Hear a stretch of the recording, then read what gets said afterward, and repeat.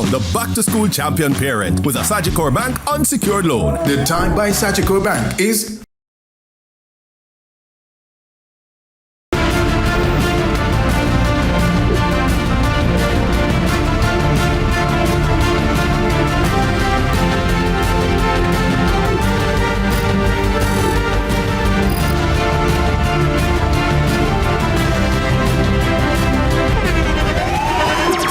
the internationally acclaimed On Stage with Winfred Williams. At a new time, Saturdays at 8 p.m. on CVM TV. So much more than entertainment.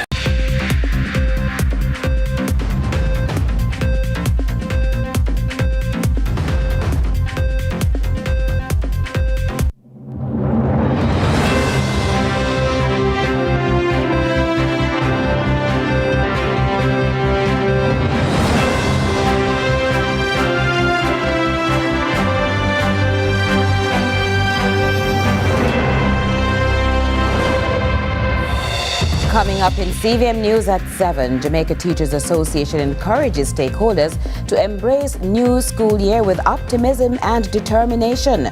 Policeman dies in motor vehicle collision in Manchester, and Caribbean community CARICOM lauds Jamaica for transparent elections. While in sports, Jamaican athletes and officials have arrived in Tokyo.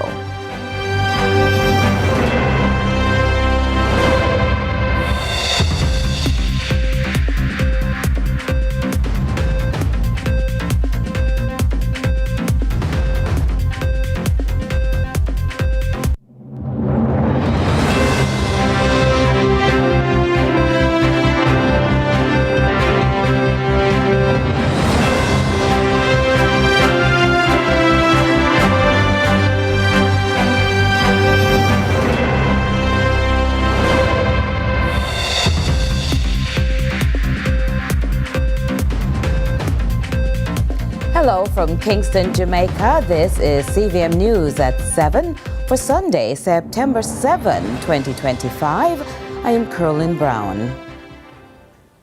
Monday, September 8 marks the official start to the first full week of the new school year. President of the Jamaica Teachers Association, the JTA, Mark Malabra, is encouraging his colleague educators to be forward-thinking while simultaneously illustrating the changes he would like to see moving forward. Kevin Black has the details. It is time, indeed long past time, that we honor our teachers. With the teachers' needs high on his list of priorities, JTA President-elect Mark Malava, in his back-to-school message, called on stakeholders in the education sector to begin the year with optimism and determination. Colleagues, as we open the doors of our school once again, I pause to acknowledge you, the men and women of the classroom, the quiet heroes of our nation. Time and again, you have proven that professionalism and dedication remains the hallmark of our calling.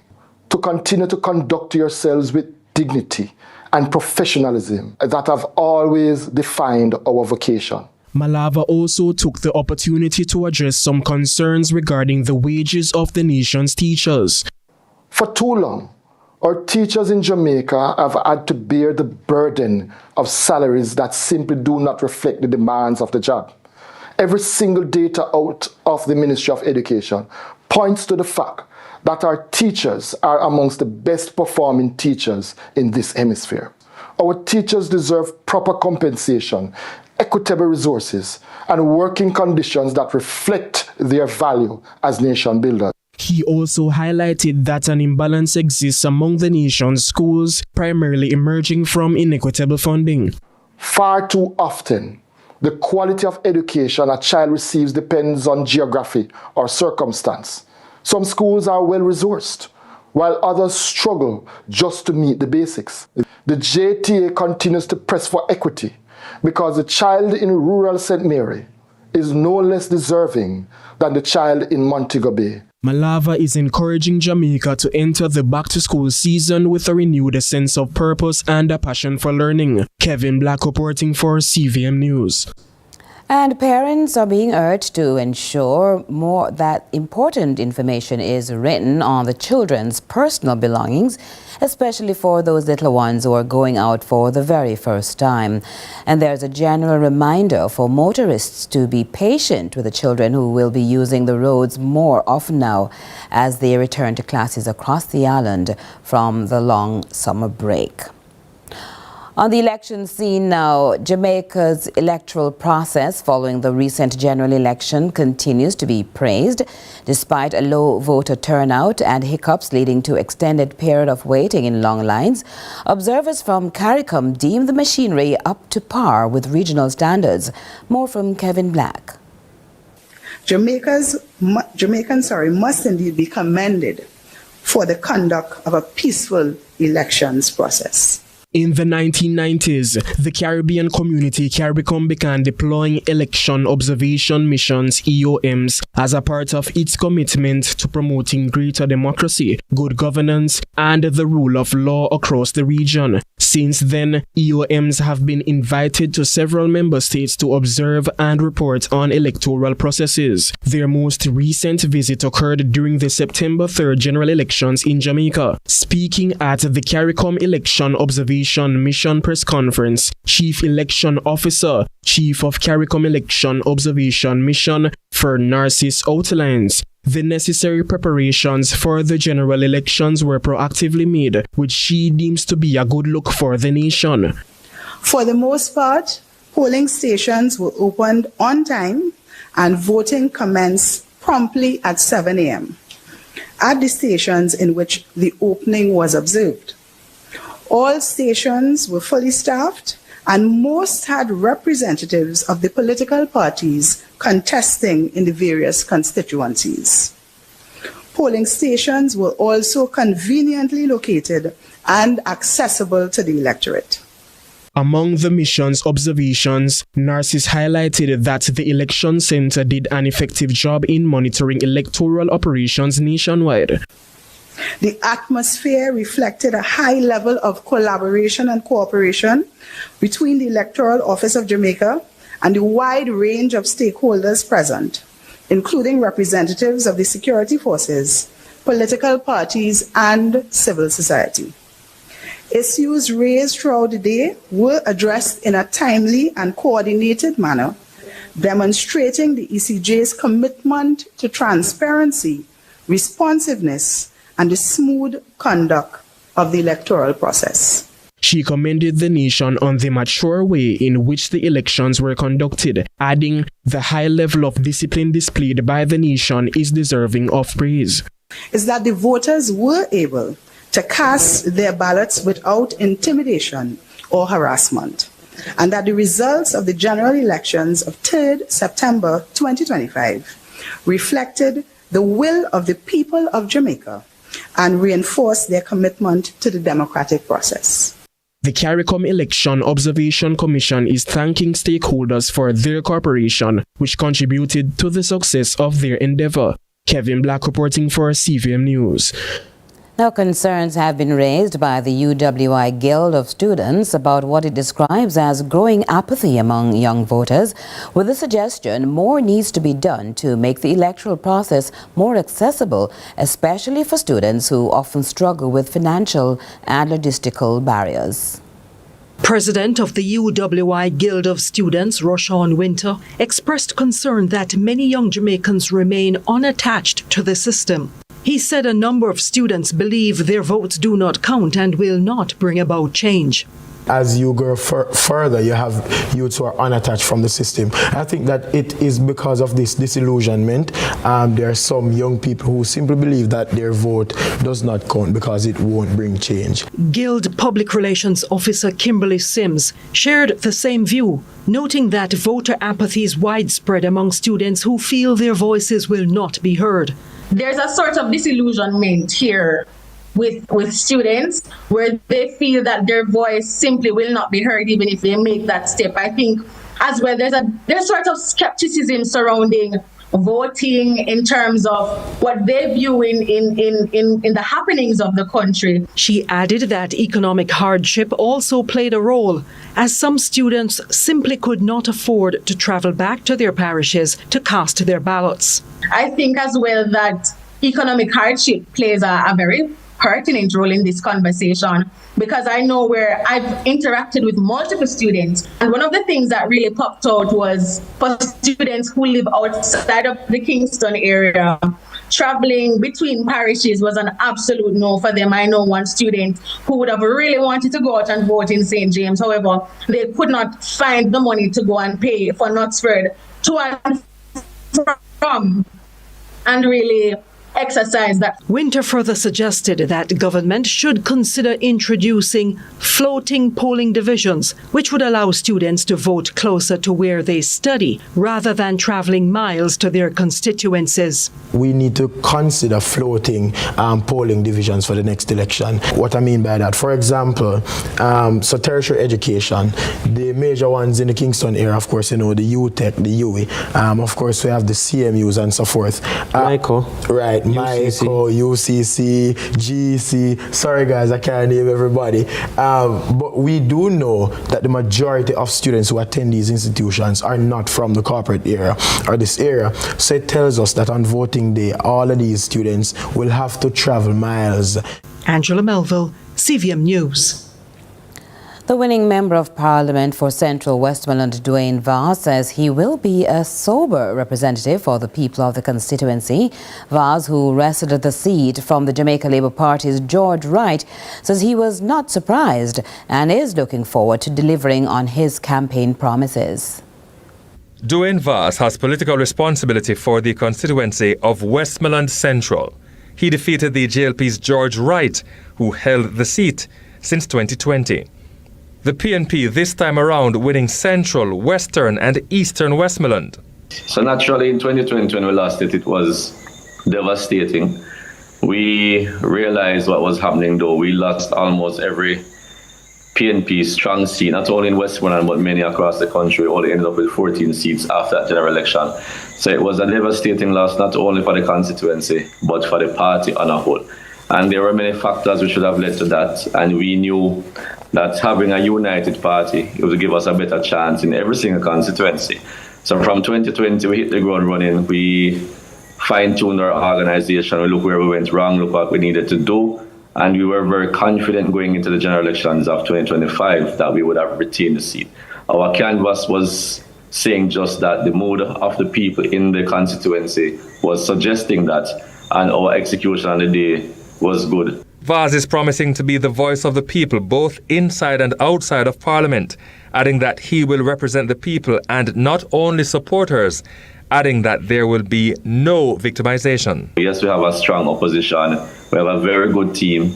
Our voices will be heard. Jamaica will know what we're lobbying for. So my constituency can expect to hear me speaking on various issues on behalf of them. They can expect that I'll be listening to them to decide what are the priorities in the constituency, although we have been doing that throughout the last 5 years. And they can expect that whatever we're doing, the communication will be there for them to know exactly what we are lobbying for, why we're lobbying for this, and the results we're getting, because we're going to hold the government accountable to ensure that the major priorities in the constituency are achieved. According to Vaz, he will stay true to his slogan, "Let's get back on track," insisting that his party will be returning to projects deemed abandoned by the JLP administration. Vaz is, however, most looking forward to delivering on the promise to empower residents to become land and home owners. Many communities are not organized in a particular way, and we must regularize them in order for them to be empowered. That's a major thing. And the housing stock must also be improved. And the party was promising the people that we're going to have 500 houses per constituency.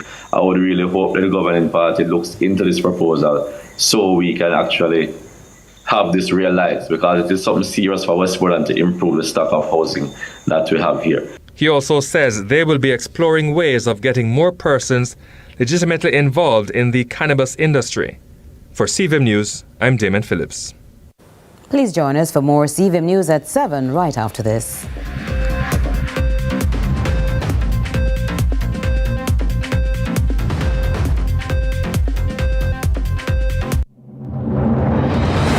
Hello Jamaica, my name is Daniel Hewitt.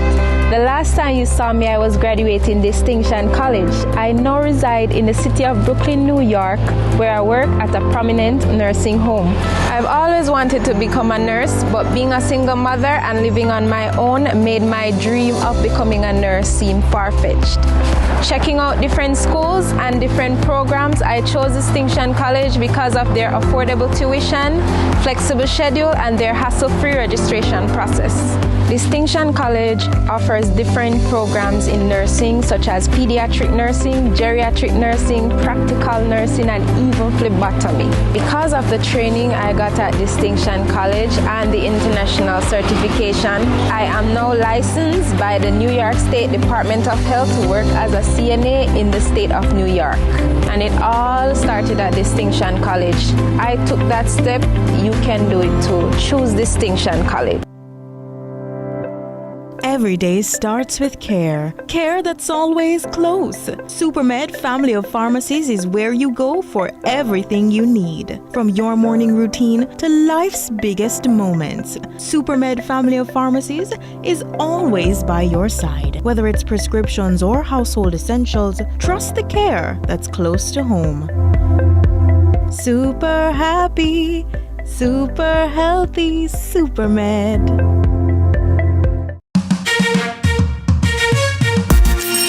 Hey everybody, I'm Yendi, and this is Odyssey with Yendi.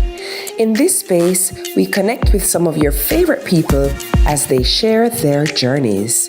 Here we have some unfiltered conversations as we deep dive into their inspirations, motivations, and experiences to inspire our own life journey.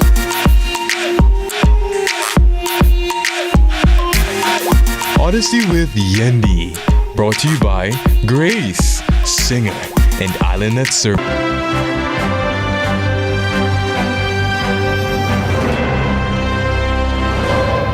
Thanks for staying with us. Now, while the JLP is set to form the government for a third consecutive term after victory at the polls, the makeup of Parliament will be different, with the PNP more than doubling its seats in Gordon House. According to social development specialist Dr. Peter Ann Baker, the close results of the elections are likely to impact parliamentary proceedings. I'm hoping that having a different kind of result where no single party is really dominant. Yes, you have a party with more seats and therefore which forms the government. September 1 to October 1 is observed as Senior Citizens Month. The National Council on Senior Citizens, NSCS, worshipped during a special church service in St. James to not only bless the month's activities, but also acknowledge the invaluable legacy of the country's elders. According to Chief Technical Director of the Ministry of Labour and Social Security, Audrey Dear-Williams, our elders should be celebrated for setting the foundation for generations to come. Grey hair is a crown of glory. Think about that for a moment. Grey hair is a crown of glory. Not a burden, not a limitation, but a crown. May this Senior Citizens Month be a time of reflection, celebration, and action. Let it inspire us to treat every senior with honor, dignity, and the love they deserve. It's time now for regional and international news. We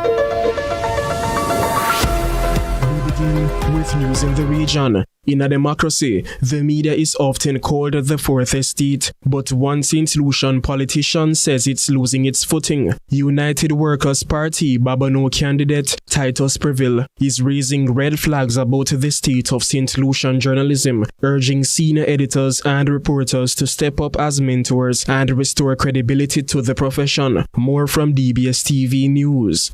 I'm not sure where a story starts and where an opinion begins. I am aware that we have news which is reporting on the facts, and we have opinion pieces where people sit and they give their opinion. But I'm listening to news programs. I have listened to a few news stories, and I feel so sorry for the journalists reporting those things, because I'm saying to myself, there must be an editor in that studio or in that station, and the editor owes it to that young journalist to ensure that that person is reporting as a journalist. Preval urged news reporters, journalists, and editors to reflect on the importance of their work, noting how a bad portfolio can damage a reporter's credibility and ability to find work in other jurisdictions. Acknowledging the lack of training for young reporters today, Preval said that he and other media veterans had mentors who taught them essential skills like writing, asking questions, conducting research, and speaking properly. He highlighted the huge gap in training for new journalists. So I think the young journalists here have a duty to themselves to find out what it is a story is and stick to it. And in international news, a week on from a powerful earthquake in eastern Afghanistan, survivors in remote communities are facing the threat of hunger and disease. The quake killed more than 2,200 people and injured thousands more. The details from Al Jazeera. Lives and livelihoods have all been struck by the earthquake. Tragedy etched across the faces of those who survived. What were once peaceful villages on the foothills of these mountains are now decimated. The inhabitants now living in open fields, tents, and hospitals. The road is a mess. There are huge rocks blocking it. There are still injured people there, and the dead remain under debris. I was stuck for a day and night before being rescued and brought here for medical treatment. And now there's a new threat. Among these people, there are many communicable diseases. Respiratory infections are spreading. The families are not separated and not given tents. These illnesses will transfer to others around them. Those with minor injuries leave the hospital to face their new reality. Latifullah is one of them. My son was trapped under the house. I tried to save him, but he was buried in the debris. People pulled me out, but my son died. My wife and another son were also injured. His name is Idris, and I miss him. Now I sit in an empty house. A week ago, there was a rhythm to life here. Now, people's lives have been turned upside down. No one brings us bread to eat. We'd put onions and tomatoes in the pot. Then we're forced to run out to the field because we realized the walls were no longer safe. We are very frustrated and ended up only eating bread. That's it for regional and international news. I'm Kevin Black.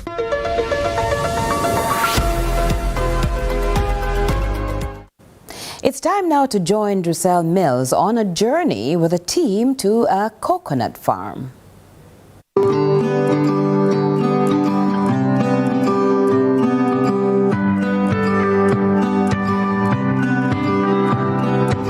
Welcome to Farming Forward. As promised, this week we are on a journey with the Coconut Industry Board to do a site visit of a farm. We're in St. Mary Freehill at Somos Williams Farm, and we're here to discuss how we can get Mrs. Williams to be a coconut farmer. I think she's a second or third generation farmer, and she's enthused and interested in working with the Coconut Industry Board to establish her farm so we can have a fruitful partnership moving forward. So we're on a 20-acre farm. There is a river that runs through the farm, and our technical team is here to provide technical expertise and knowledge to Mrs. Williams in how to properly utilize agronomical practices, botanical practices, and pest and disease management practices to have a sustainable coconut orchard. Hi, I'm Sophia Somers Williams, Jamaica. Welcome to my farm. Today I feel like a loved Jamaican, the Coconut Industry Board. They're here with me today to take a walk on my property. It's really extraordinary. I really do feel like a rock star because, you know, being a young farmer about to start this beautiful venture, and here's a Coconut Industry Board here to support me, to be my big brother through this entire process. So, I mean, All big ups to Sean Cameron and his team because we're going to have a wonderful day. Today we're going to have some food on the farm. We're going to take a walk. So join us on our journey. You heard Mrs. Williams. Let's travel through parts of this huge property. So this is our walk through the farm. Let's get started because this is going to be an interesting journey. Let's come along. People.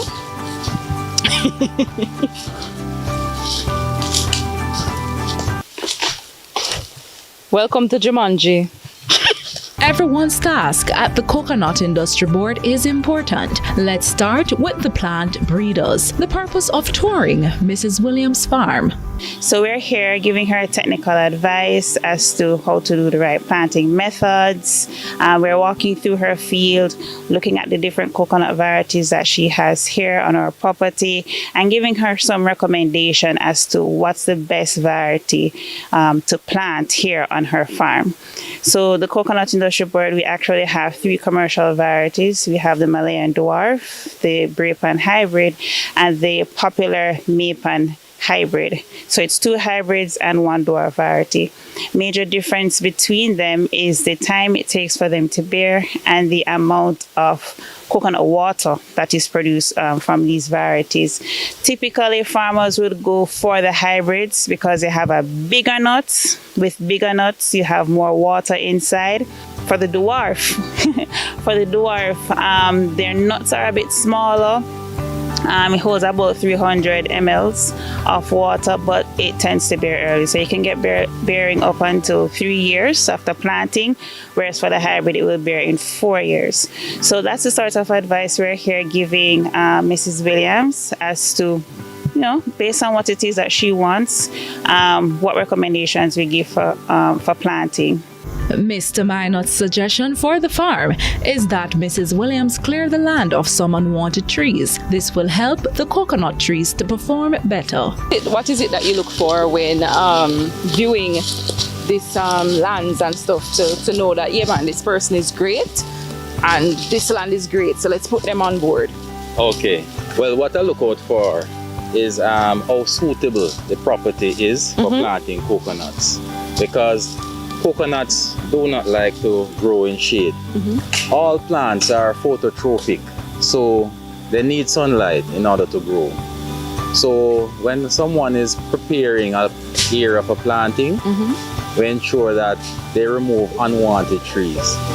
So here today, we're looking at the property here with Miss Williams, and we are seeing where she had some trees here that are overhanging over the coconuts, casting shade, and so she would have to remove these trees. And what we noticed too is that because of the cluster of trees, the trees are racing, getting very tall quickly, and racing with the coconut tree to get sunlight. So here we have a young coconut tree, for example. This one? Yes. Okay. This tree is still very young, under 2 years old. Yet, if you notice, the leaves are very long because it is racing for sunlight. The Coconut Industry Board is hands-on with the onboarding of their farmers. The relationship maintained was felt through Mrs. Williams' extended gratitude towards the team. The advice that I received so far, this is the first step. Next step is the clearing, then I have the soil testing to get done. And I move to peg and plant. And the maintenance. We have a partnership with Newport Person that you have special varieties of fertilizer for the different stages of coconut development. Right. So you can reach out to Person or through us to get this particular brand of fertilizer when you're starting to resuscitate or rehabilitate the soil. Listen, I can tell you this. If you think that this relationship ends here, I'm with you, then you're with me the entire way. According to the team, the Williams farm is clear to produce healthy coconuts. We'll be back to see the transformation of this property in the not so distant future. Hold on. Before you go, here's a funny moment of me attempting to chop a coconut. Don't worry, no coconuts were harmed in my attempt, just my ego. I'm Drissel Mills, and this was Farming Forward.